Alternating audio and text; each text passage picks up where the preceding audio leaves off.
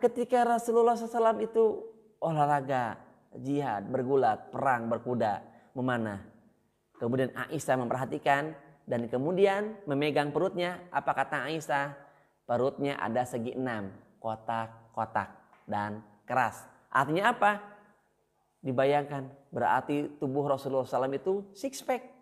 Ya, tidak seperti sekarang yang kebanyakannya adalah one pack. Ya, one pack. Jadi bunga kembung di tengah. Ya, jadi bukan gagah perkasa, bukan strong.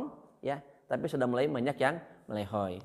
Apalagi, ya, manajemen pikiran.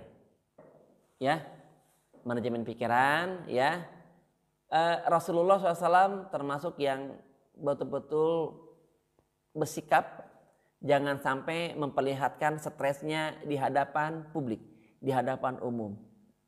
Bahkan ada satu hadis, apabila kau sedang punya masalah, kau sedang ada pikiran, maka kenakanlah pakaianmu yang terbaik dan pakailah, ya, dan jangan kau tampakkan kesedihanmu.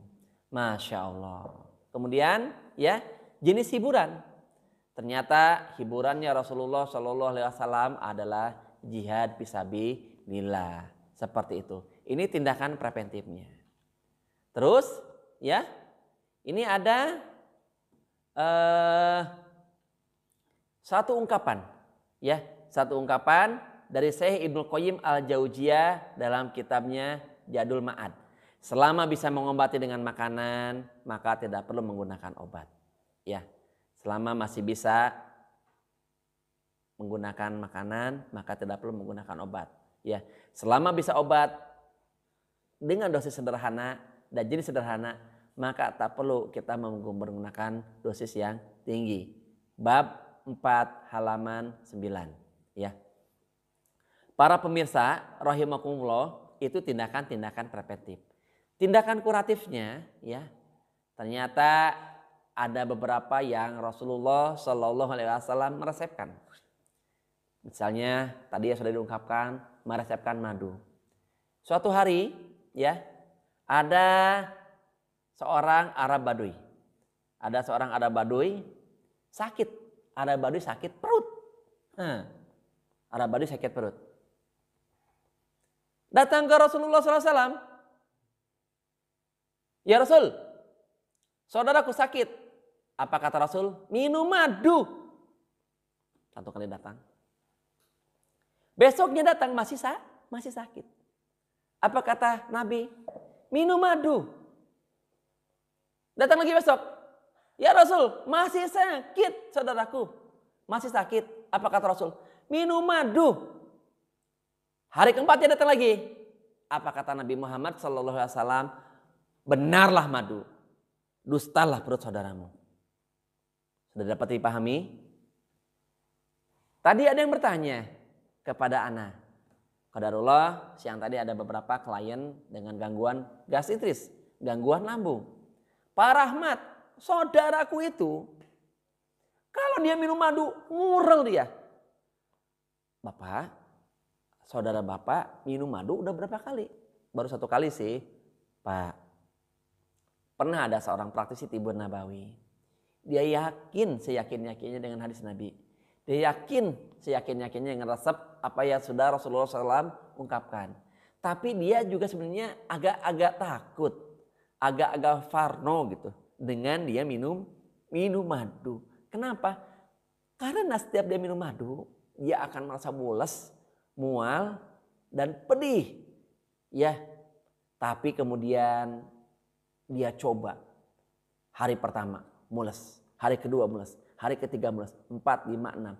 Ternyata mulesnya itu tidak sampai 1 minggu. Hari ke-6, biidnillah, Masya Allah, tabarakallah, seluruh mulesnya, seluruh perihnya, seluruh mualnya dengan izin Allah hilang. Yang datang adalah rasa hangat, nyaman, dan tubuh merasa bugar, merasa fresh. Ya, seperti itu. Kenapa bisa seperti itu timbul mules? Ini yang dinamakan dengan krisis healing atau reaksi tindak balas.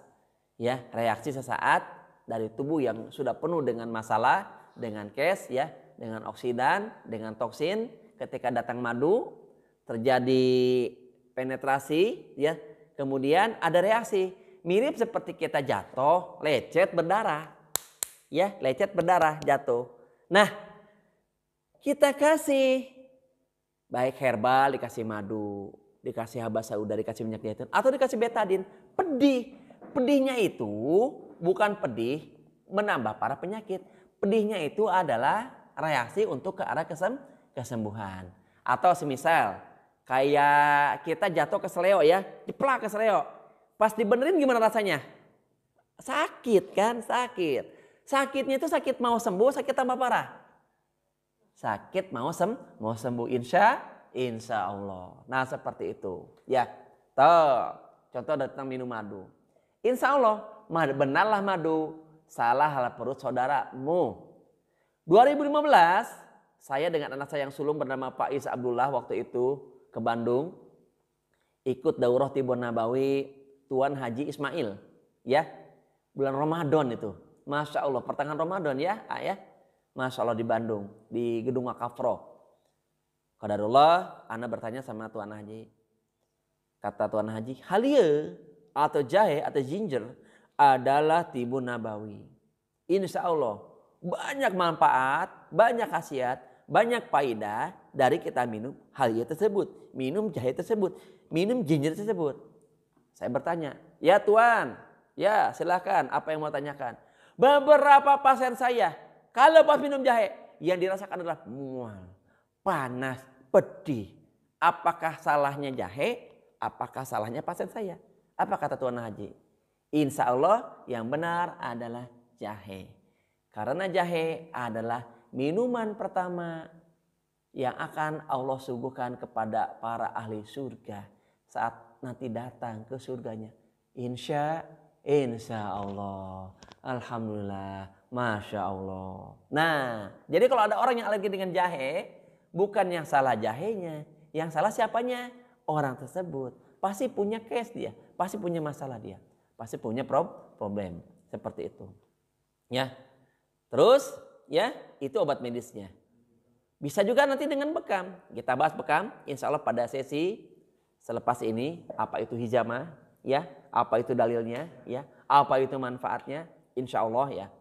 Nah, yang selanjutnya adalah ini obat medisnya. Maka kita ambil adalah obat spiritualnya.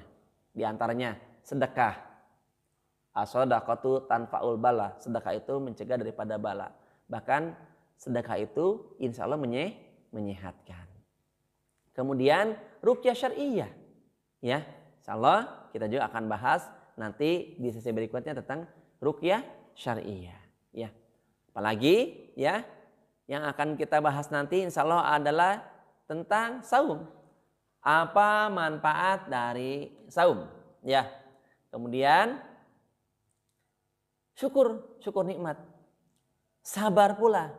Jadi sabar adalah bagian daripada atibun anabawi. Ya. Bahkan ada saat ini saat sedang wabah virus corona ini sedang begitu merajalela ya, naudzubillah summa naudzubillah, subhanallah, ada ungkapan ya, sabar itu adalah separuh daripada kesembuhan. Panik itu adalah separuh dari penyakit.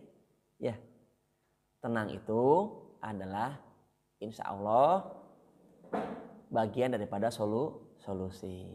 Seperti itu. Nah, ini ya, ruqyah syar'iyyah, sabar, syukur, sedekah, saum ya.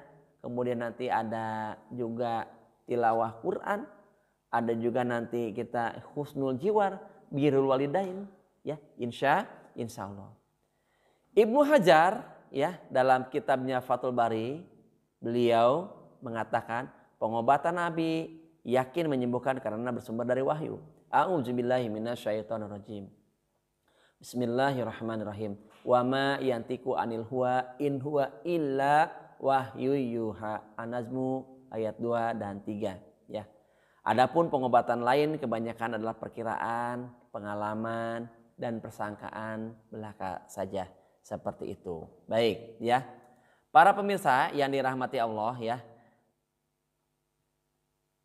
Ada beberapa yang akan sedikit dibahas. bagaimana tadi tentang pola istirahatnya Rasulullah Sallallahu Alaihi Wasallam. Ini kalau tadi kata Anawab sama Apais bilang, apa bedanya Nabi Muhammad dengan Apais? Bedanya sedikit. Kalau Nabi Muhammad sedikit istirahat, kalau Apais sedikit-sedikit istirahat.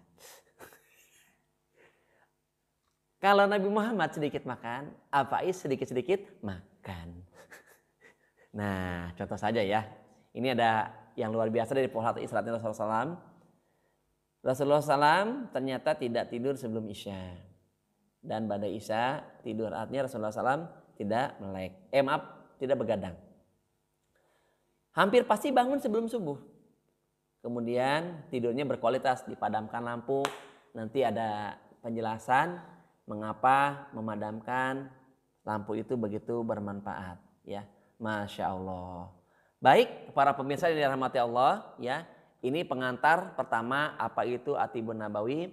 Insya Allah besok selepas subuh akan dilanjutkan dengan pembahasan ya apa itu hijamah ya dan mengapa hijamah itu begitu penting kita lakukan ya, kita terapkan sebagai bi'ah, sebagai habit, kebiasaan di saat apalagi yang sedang banyak wabah seperti ini ya.